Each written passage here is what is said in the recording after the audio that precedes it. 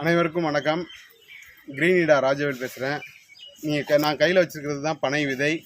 பனை விதை வந்து இப்போ நடுற சீசன் பருவம். அதாவது நம்ம தமிழ்நாட்டில் வந்து ஆகஸ்ட் மாதம் பனை விதை உதிர ஆரம்பிக்கும்.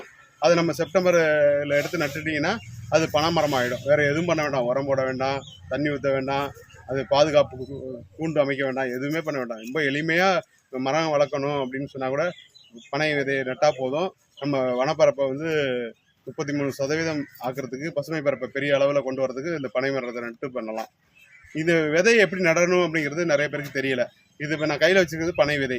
நம்ம ஆடி மாதம் நொங்கு சாப்பிட்டோம்ல, அந்த நொங்கு முத்தி இன்னைக்கு பனம்பழமாகி இப்போ இன்னைக்கு பனை விதையாக என் கையில் இருக்குது. இது முளைச்சி வந்துருச்சு. இப்போ நம்ம எல்லா விதைகளும் எப்படி பண்ணுவோம் அப்படின்னா, முளைச்சி வர விதையெல்லாம் வானத்தை பார்க்குற மாதிரி வச்சு பூமியில் வச்சு நடுவோம்.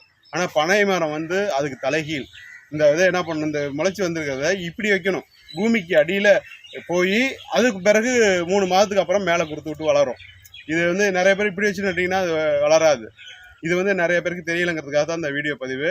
இது வந்து நல்லா ஒரு 4-5 அடி ஆழத்துக்கு நல்லா போயிட்டு அதன் பிறகு மேலே வரும். நம்ம பனங்கிழங்கு சாப்பிட்றோம்ல, அந்த பனங்கிழங்கு நீளத்துக்கு வேறாக போகும்.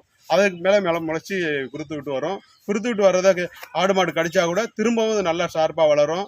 திரும்ப அது வந்து சுனையோடு இருக்கும். அதில் வந்து ஆடு மாடு கடிக்காது. அதனால தான் பனையை வந்து எந்த பராமரிப்பு இல்லாமல் வளரக்கூடிய மரம். அது நம்ம சொல்லுவோம்ல, பில்டிங்கும் ஸ்ட்ராங்கு, பேஸ் மட்டமும் ஸ்ட்ராங்கு. பில்டிங் அப்படின்னு சொல்லுவாங்க, பில்டிங்கு ஸ்ட்ராங்கு, பேஸ் மட்டம் வீக்குன்னு. ஆனால் பனை மரத்துக்கு வந்து பேஸ் மட்டமும் ஸ்ட்ராங்கு, பில்டிங்கும் ஸ்ட்ராங்கு. அதனால தான் நம்ம கஜா புயலில் ஒரு பனை மரம் கூட கீழே விழாமல் இருந்தது. அதனால இப்போ வந்து பனை விதை நடக்கூடியவங்கெல்லாம் இந்த மாதிரி முளைச்சிக்கிட்டு குருத்தா விட்டு வந்துருந்துச்சுன்னா அந்த குருத்தை உடைச்சிடாம இப்படி மண்ணுக்குள்ளே நல்லா குழி தோண்டிட்டு இந்த குருத்து உடையாமல் பூமிக்குள்ளே வச்சுருங்க. அது மரமாகிடும். பனை மரம் தான் நம்ம தமிழர்களோட மரம். இந்த தமிழர்கள் அனைவரும் பனை மரங்களை அதிக எண்ணிக்கையில் நடணும். நம்ம பழந்தமிழர்கள் கையில் கொண்டு வந்து பனை விதை கொடுத்தாங்க. இன்னைக்கு மாணவர்கள் கையில் அது கிடச்சிருக்குது. மாணவர்கள் டெல்டா மாவட்டங்களில் 1 கோடி பனை விதைகள் நடும் பணி மிக சிறப்பாக நடந்துகிட்டு இருக்கு. இது வரைக்கும் ஒரு 5 லட்சம் பனை விதைகளை மாணவர்கள் கலெக்ஷன் பண்ணி வச்சிருக்கிறாங்க.